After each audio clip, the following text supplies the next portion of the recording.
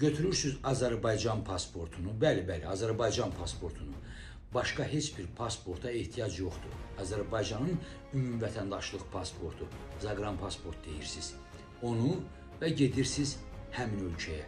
Həmin ölkəyə gedirsiniz və həmin ölkədəki adalardan birində bir evə sahib olursunuz. Dövlət buna görə sizə 86.000 avro, yəni 160.000 manat ödəyir. Amma bir şərtlə. Şərt nədən ibarətdir?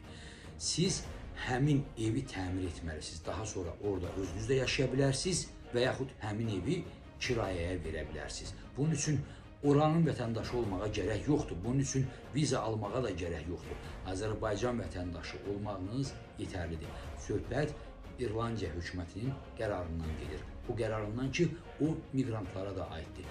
İrlandiya hökuməti öz adalarından birində insanların az olmasını, demoqrafik durumun kritik olmasını nəzərə alaraq belə bir addıma əl atıb. 86.000 avronun qarşılığında həmin evin təmiri bitdikdən sonra həmin evdə özünüzdə yaşaya bilərsiniz, həmin evi kirayəyə də verə bilərsiniz.